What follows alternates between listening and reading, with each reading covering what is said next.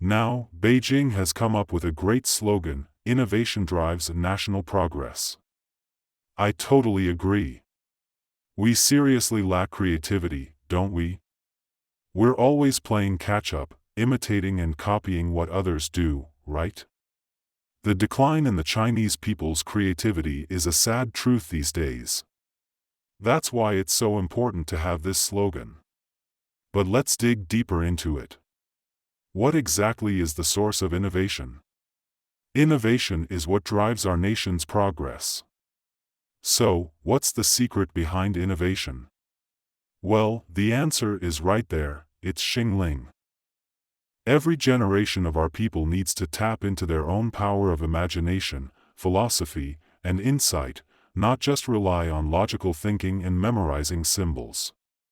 That's why art is so crucial for us. When we think about our school years, from elementary to middle school, all the way up to high school and college, it's pretty clear that art doesn't get the attention it deserves in our curriculum. Instead, we spend a lot of time focusing on acquiring scientific knowledge. But hey, let's give credit where it's due: Olympic math is no joke. It really hones our logical thinking and sharpens our math skills like nothing else. But I once had a chat with the former head of the mathematics department at Fudan University. During the college entrance exam in the 1970s, after they brought it back following the collapse of the Gang of Four, he scored the highest in the math exam in the Shanghai area. I asked him how he prepared for it. I mean, he must be a genius, that he had a natural talent for math, right?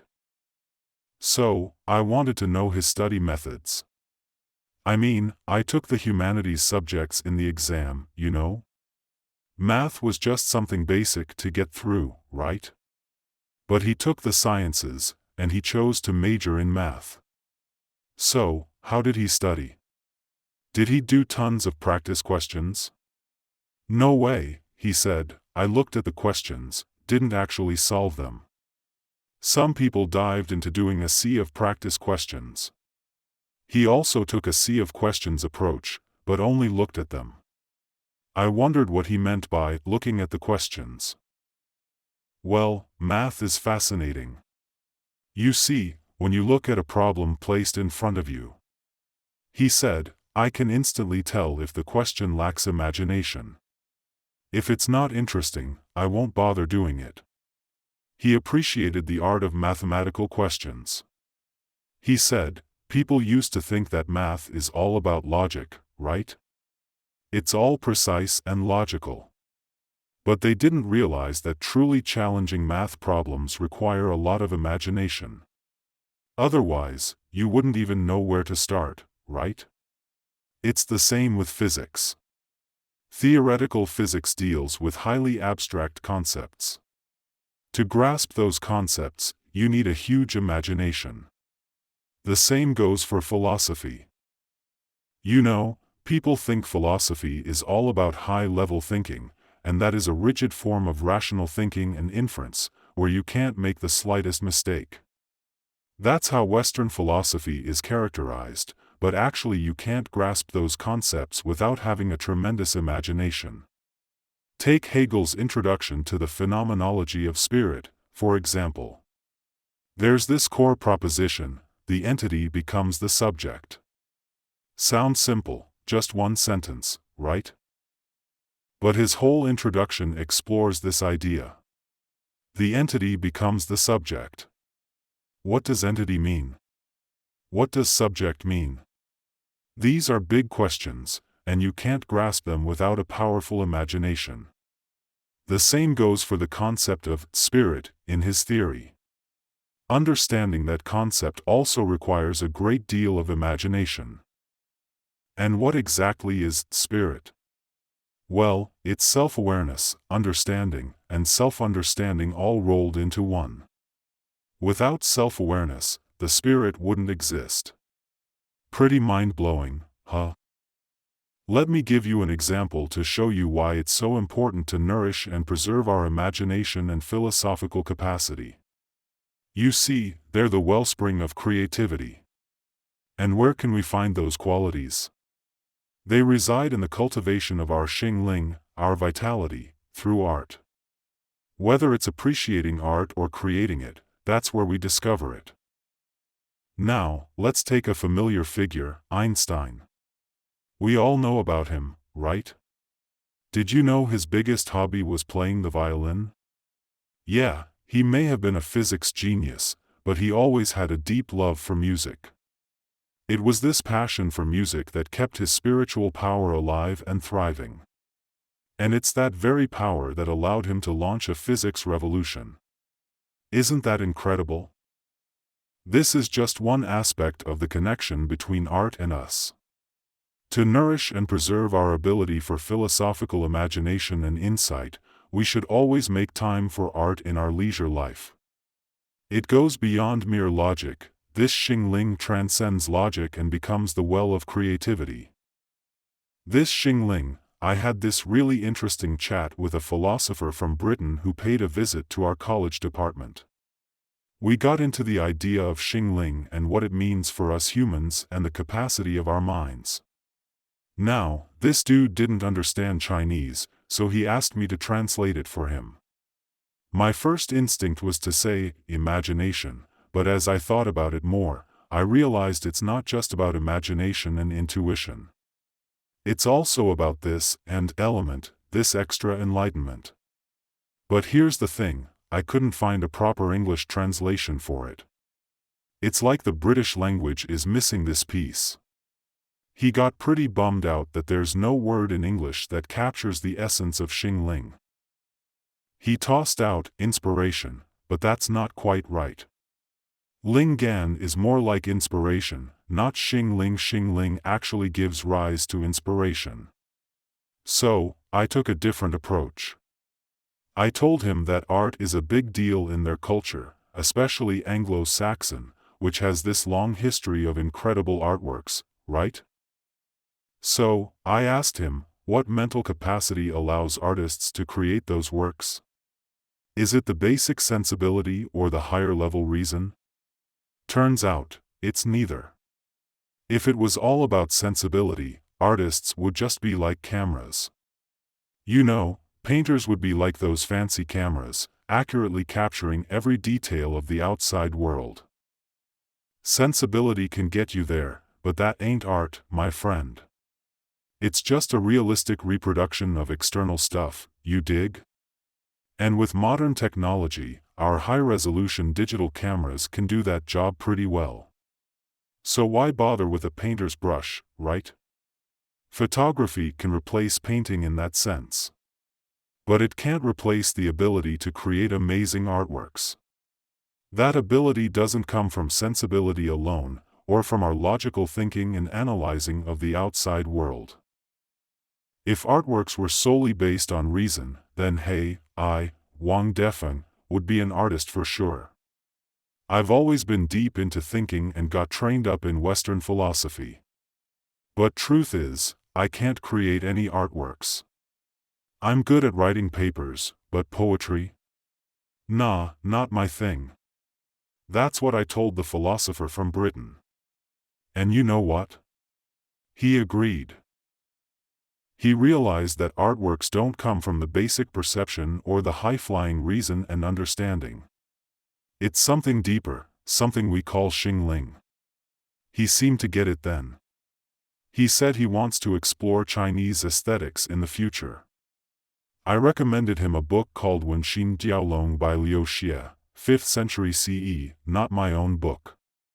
It's a great resource to understand Xing Ling in Chinese aesthetics. In the book, Wen Xin Diaolong by Liu Xie, he talks about this special ability that artists should have, Shen Si, you know? There's a whole section in there that explores how our mind's world and the physical world interact. Think about it, when we face a great vista our minds reach as far as the eyes can see. And when we gaze at the sea, our thoughts race to the edges of the ocean. It's all about this incredible power of imagination. So, what do we call this aspect of Chinese aesthetic thought? Well, according to Wen Xin Diaolong, we call it Shen Si. It's a way to highlight a key aspect of the relationship between art and our human existence. Now, let's dive into the first question of art philosophy. What's the deal with beauty and truth? What is beauty, or better yet, what does beauty even mean? This is the question we should be asking. Let's see if these two questions are pretty much the same thing. The first question is something we all answer in our everyday lives. What is beautiful? Like, when I put on certain clothes and think to myself, okay, these don't look ugly. If they were ugly, trust me, I'd never dare to wear them. We're constantly answering this question in our own lives, every single day. What is beauty? So, the way you dress, the way others dress, it's all our way of expressing what we find beautiful, right? And when you adore a painting, if it really resonates with you, you've already made that judgment. This is beauty, that is beauty. Then you try to bring it into your own space, like purchasing someone's calligraphy work. Every day, without even realizing it, we keep answering this first question, over and over again. Even when you go to an optical shop to pick out a pair of glasses, you must think about whether they look good on you or not, right? It's all about personal experiences, isn't it? It's a question that screams experience.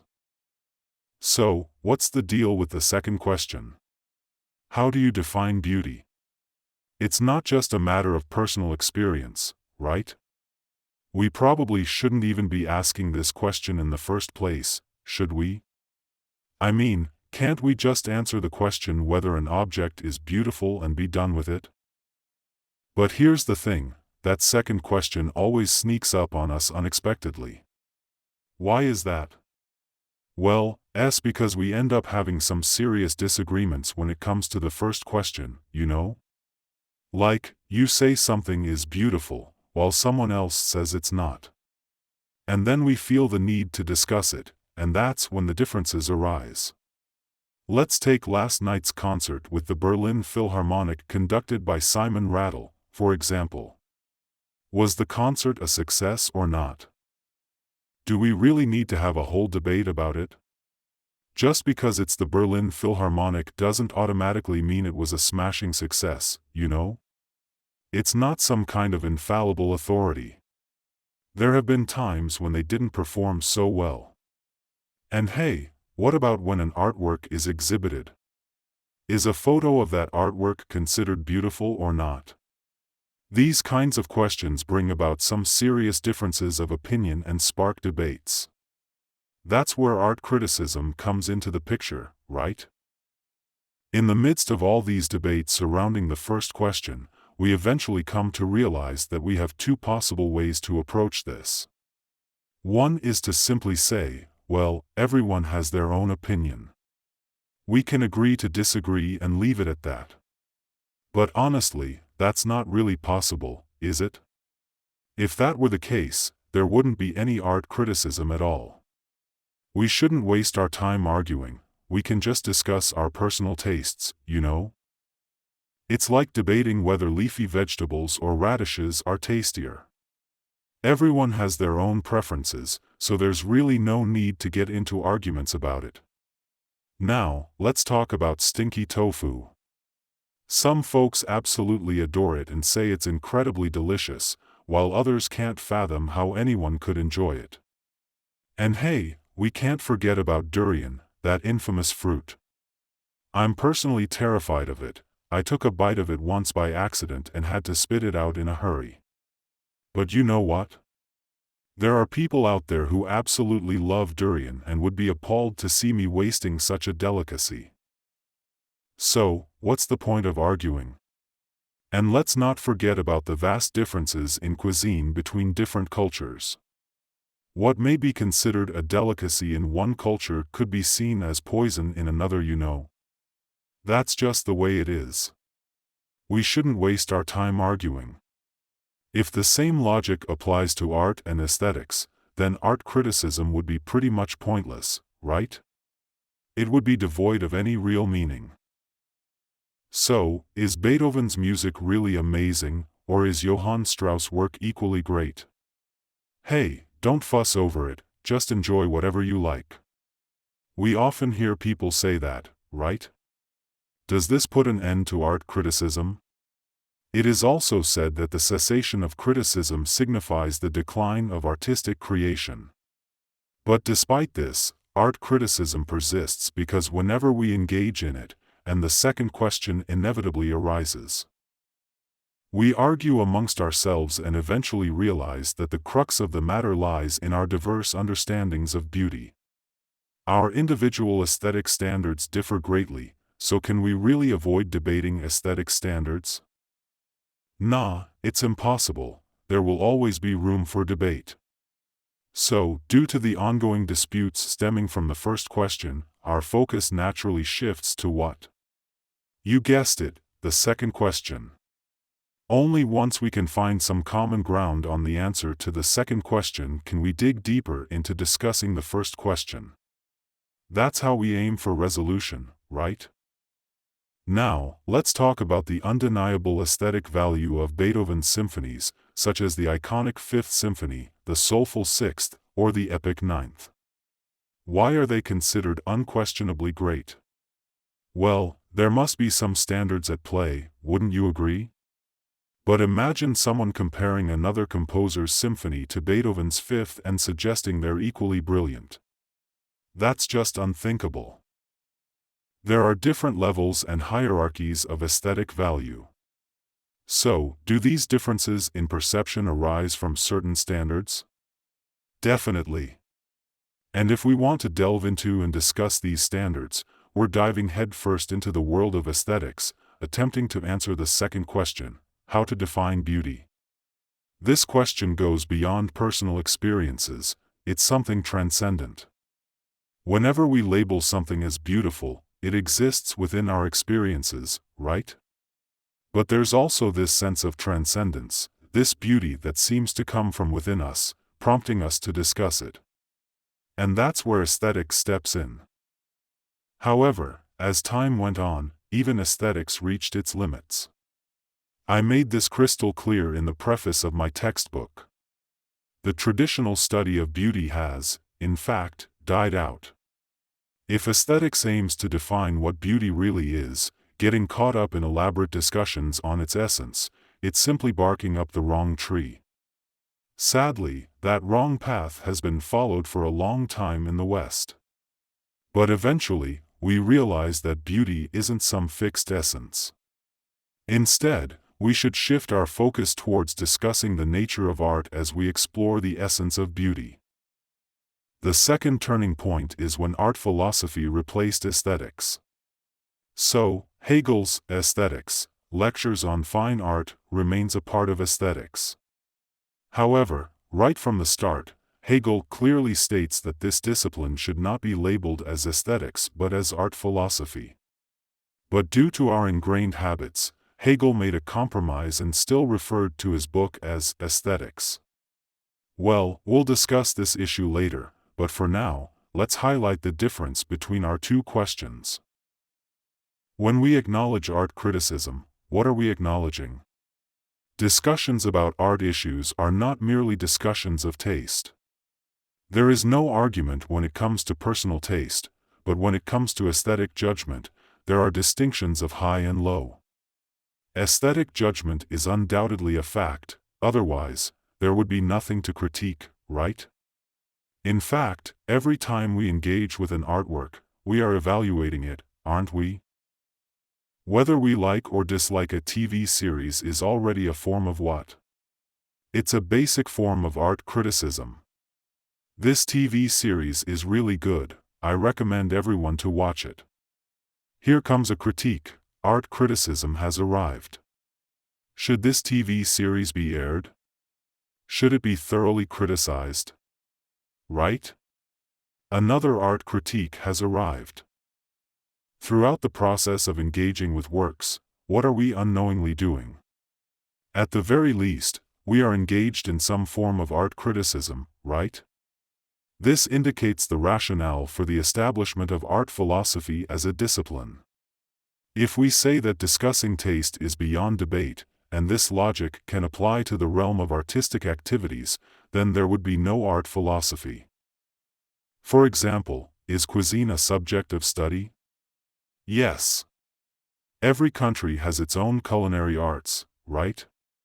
It merely discusses how to make the things that everyone in that country enjoys, correct? But it cannot evaluate whether something is truly delicious. It can't make that judgment. Otherwise, we'd be asserting that Chinese cuisine conquers the world and that everyone else is mistaken, claiming that the only truth is that you should eat our stinky tofu. That simply isn't acceptable, right? So, culinary arts are not a discipline in that sense. They are merely a tradition passed down, concerning the inheritance of culinary techniques. That's all there is to it.